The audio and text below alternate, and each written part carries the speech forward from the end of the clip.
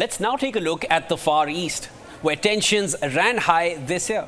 North Korea's relentless missile tests continued as South Korea and Japan got closer. The United States, meanwhile, increased its presence in the region with more drills and military posturing in the Korean waters. Let's take a look at all that has happened in the Far East theatre this year.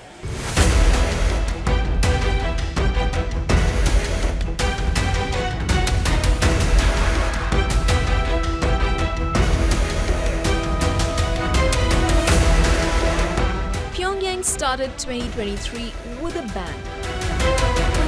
In the early morning of New Year's Day, it fired one short-range ballistic missile into the East Sea.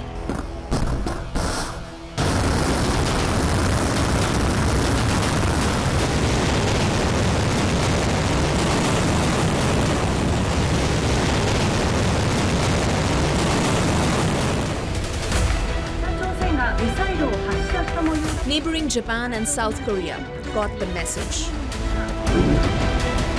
The year was going to be tough in the Far East. And nowhere were the tensions higher than in the Korean peninsula. North Korean belligerence continued all through the year. With scores of missile tests evenly distributed through the year, the US was not going to tolerate its allies being bullied in the Far East.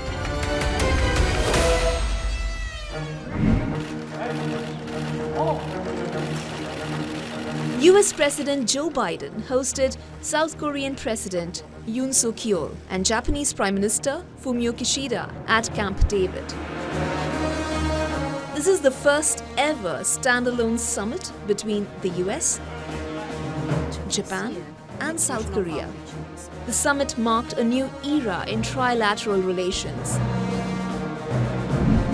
underscoring tectonic shifts in the regional security dynamics in the Far East.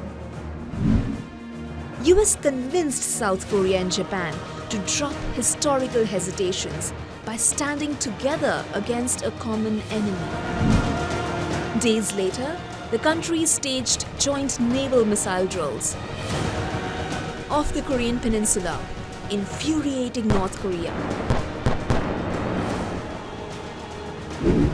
The drills came in the backdrop of North Korean leader Kim Jong-un calling for radically modernizing the weapons and equipment of its naval forces. North Korea responded by more missile tests and nuclear threats, and by finding an ally in the region for itself.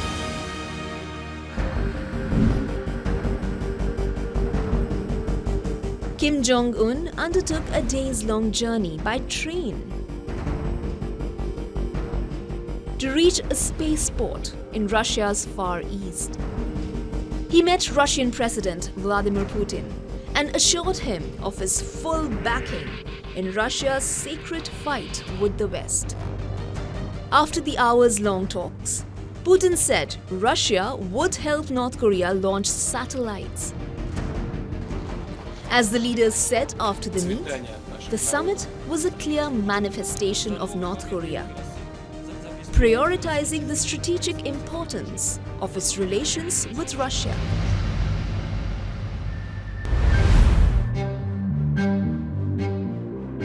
Just 1 month later, the South Korean, the United States, and Japanese militaries upped the ante.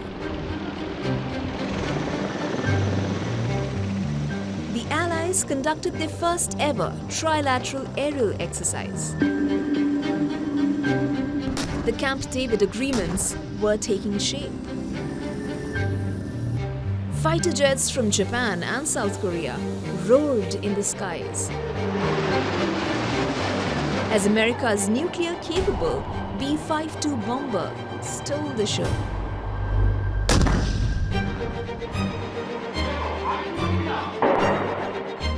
Not that South Korea and Japan are not putting individual efforts. This year, the neighbors agreed to share real-time information on North Korean missile tests and Tokyo committed to a dramatic twofold rise in its defense budget. The tensions are high and a rapprochement is far from sight. The countries of the Far East know it. The great powers know it. And all of them are preparing for the worst.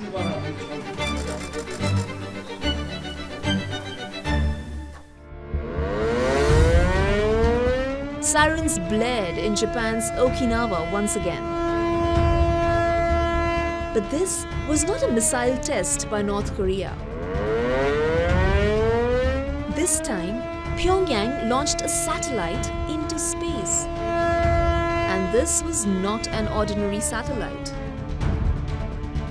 Instead, it was North Korea's first military reconnaissance spy satellite.